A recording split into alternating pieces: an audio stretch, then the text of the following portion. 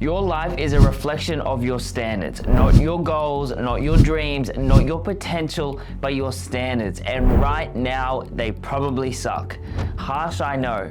But I'm here to help you raise your standards, and sometimes we need truth. We need to get to a level of truth and honesty to be able to raise those standards. So we have this standard that's a floor, and we have a standard that's a ceiling. I'm going to share with you which one of these two is most important and how you can raise them. Most men think that their success is limited by a lack of time, a lack of resources, a lack of motivation, or a lack of anything else. But that's not the truth. The truth is that your life is capped by what you're willing to tolerate. You say you want more, but you keep living by weak standards. You skip workouts, you sleep in, you hit the snooze button, you say just this once far too often.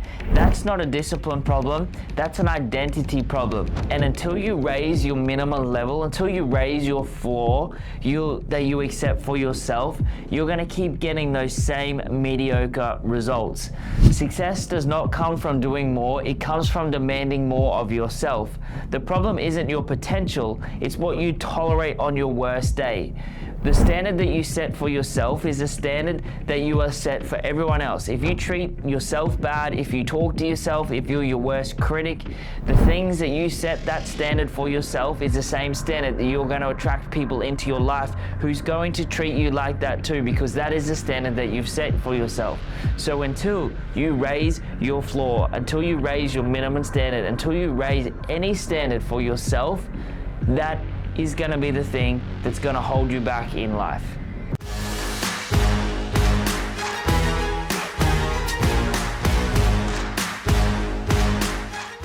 Hey, it's Brendan. Welcome to the video. Your standards are the bare minimum that you accept for yourself daily. I know this conversation might be a little bit full on. I'm here to help you grow and evolve and you raise your standards. Most people are walking around with low standards. We're only as good as our weakest link. There's a lot of weak links in society. Now, this has got nothing to do with anyone else but you. But if we take that same concept, there's probably a lot of weak links within you, within myself too. We all have the weakest links. Now it's about finding what those are, because that's the minimum standard. That is the floor, and we need to raise that up. The difference between the ideal you and the real you isn't willpower, it's non-negotiables. For example, waking up early isn't a goal. You don't set a goal of going, I'm gonna wake up at this time. It's a standard that you live by. Training daily isn't through motivation. It's an identity, it's a standard. I personally work out every single day. I get up at 4:30, I jump in the cold, do a little bit of cold exposure. I then rebound for 5 minutes. I then do my affirmations and my journaling and my visualizations and my mind reprogramming and all of those things. I sit down for half an hour, write down these little morning creative processes, and then I go for a workout. That's not a goal. I never set goals to go, I'm gonna do this. That's just a standard that I live by. That's our standard that I live my life. Until you raise your standards, you're gonna fall to those lowest standards. We all know that, we all understand that. But why do so many of us never fully achieve what we want in our life? It comes down to standards. We just don't have high standards. We don't have high standards for ourselves. We don't have standards that we teach other people to live by. You know, the standards that we set for ourselves is the standard that we're showing someone else and teaching someone else how we want to be treated. If you have a friend and they're always talking down about themselves, they're always talking how bad they are at things, or they can't do this, or they struggle with this, let me ask you an honest question. Do you have high standards of them? Do you believe that if you give them a job, or if you ask them to do something, that they would be able to follow through with it? Probably not. Now, it's nothing against them. I'm just giving you an example. But if you set that low standard for yourself, you are going to teach others how you want to be treated, consciously and unconsciously, knowingly and unknowingly. A lot of people teach the external world how to treat them by what they put out energetically, what they put out through their mind and their beliefs. And that's what comes back to us. If we want to change our external world, we raise our standards. Most people, they want to build a big life, but they want to build that life without building themselves. Your life, if you start getting too high up here, if your business starts growing too far, it's gonna fall back down to the standard that you believe is good for you. You're gonna make mistakes. You're gonna unconsciously make all of these mistakes. You're gonna attract people into your life that are bad deals. You're gonna creatively spend money and waste things and make bad decisions to bring you back to your minimum standard, because that's the standard that you believe is good for your life. Now, if you don't raise that standard, you're gonna keep going up and then come back down again. You're gonna get a few steps forward and a few steps back. People do it through their whole life. It's because they haven't raised their standards, and this is why you're stuck. I'm gonna share with you a few signs, and I wanna see if you resonate with them. These are some of the things that I hear from some of the men that we work with, the business owners, the high performers, the leaders. We work with 7, 8, 9-figure business owners, leaders of major multinational companies, and they all still have low standards in different areas. And so some of these standards are, you only take action when you feel like it. In this personal development world, it's like taking aligned action. If it's not aligned, then don't do it. Or if it's not aligned, wait till you feel like doing it. Sometimes you just gotta do it. Sometimes it's just gotta be done. You just gotta get it done. You know, do I feel like jumping in the cold every single morning? No, I probably never feel like doing it. But afterwards, I'm so glad I did that. Because we just gotta take action even when we don't feel like it. The second one, you break promises to yourself. You say you're gonna get up and work out in the morning, but you don't. You say that you're going to treat yourself better, but you don't. You say that you're gonna give it a good hard crack, or you're gonna learn this new thing, or you're gonna go out and you're gonna meet some more people, or you're gonna practice your communication, or you're gonna do this extra session, whatever it might be. You say you're gonna do something and you don't. Every time you do that, you're just lowering your standard and you're lowering your confidence. The confidence comes from doing the things that you say that you're gonna do. That's where discipline comes from. Discipline is like, I've said I'm gonna do this, I'm gonna do it. So if you're not gonna do something, don't say that you're gonna do it. Because you are actually going to affect your confidence and your self-belief and your self-image. Another sign is that you're inconsistent under pressure. Pressure comes and it turns to chaos. Pressure comes in, you've got these decisions to make, people are nagging you. It could be pressure in the sense of having kids running around screaming and your partner wanting to say something and it's hectic, but you are inconsistent. You let the situation get to you because you haven't built that emotional intelligence. You just haven't raised your standard for emotional intelligence. Another sign is you have excuses for everything. You have more excuses than you do evidence. Excuse-itis, the disease of the mind, the failure disease. We always have an excuse, a justification. Why didn't you do this? Oh, because X, Y, Z. That's an excuse, that's a justification. They're not gonna get you anywhere. So if your bad day looks like chaos, your floor is too low. Have a look at your worst day, and that's gonna show you your standards. How you act, how you show up on that day, that's your standard. That is your floor. Now, I've laid all this foundation and probably triggered you a little bit. And if I did, you're welcome. But let's go up a little bit. I want to give you 3 keys to raise your standard. And so you can then find where you are and help raise them. The first one is to audit your floor. Now, obviously, I don't mean the floor that's on the ground where you are sitting or standing watching this. I'm talking about the floor is your standard. We have a ceiling and we have a floor. Now, what happens is if you have a higher floor, what happens to the ceiling? You know, for example, if we talk about an analogy of a house, you've got a single story and you've got the house that's, depending on what it is, 2.4, 2.7, something like that.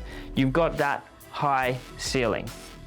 Now, if you went to make a double story, you couldn't keep that ceiling the same height. That ceiling has to raise up because you're raising up the floor. And so most people are trying to raise their high standard, but they're not raising the floor. If we can just raise the floor, the ceiling will naturally just move itself. You never get your goals, but you always fall to the level of your floor or your minimum standards. That's a write it downer if you haven't yet. So you've got to raise your floor. What do you do when you're tired, the days you don't feel like doing it, when you're stressed, when you're angry, when you're frustrated? How do you show up on those days? How do you show up in those when you don't feel like doing it, when things aren't going your way? How do you show up? I know for me, if something happens and I'm not having a good day, or if I wake up and I'm a bit frustrated or anything else, I always come back to my standards. I have this little thought in my head. I'm like, this is the day that I prove to the world what I'm made of. That is what I say to myself. When I hear no, when it seems like nothing's working out, we all have days like that. That is the time when I think to myself, this is where I rise. This is where I show the world my true standards. This is where I show the world what I'm really made of. And if you can take that from me, do that. Have that little thing in the back of your mind. On those days, that's where you rise. The days that seem the worst, that's when you put more effort into it. So step number 2, or key number 2, is to set 3 daily non-negotiables. So minimum. These are what happens every single day. This comes back to what I said before. If I couldn't do anything else and I was feeling off all day, what would be the 3 minimum things that I would do? Wake up at certain time. Would it be to train, to work out, to do some kind of exercise? Would it be meditating or reading or journaling? Would it be not having your phone on you first thing in the morning? Whatever it is, they're not goals, they're requirements. For me, it's working out. I've got to get a hard workout in. If I'm not feeling good, that's one of the main things. I got to get up on time. I got to do my cold exposure. I got to do some kind of mind calming stuff, whether that's meditation, whether that's visualization, whether that's journaling. I've got to spend that time. Those are my non-negotiables. They're a bare minimum. Always do them. Even if I'm traveling, even if I don't have access to a gym, I still do some kind of little workout. But normally I make sure that I plan things in advance, or I have someone help plan my day or my locations and my gym availability before I go traveling. So then I just rock up and like, here's the gym, there's one at the hotel, or there's one just down the road. And they've already got everything organized for me because I plan that in advance. Rather than just getting there and be like, oh, I'll see if I can get it at the time. No, because that's my minimum standard. That's my floor. That's where I start. I don't start down here, I start here. Now, I'm not special. I'm no better than anyone else. I'm just this little bit further advanced because I've been doing it for a little bit longer. That's all. So key number 3, your identity over discipline. Stop trying and start being. Start telling yourself a different story. Start telling yourself a different story about what you think about yourself and who you are.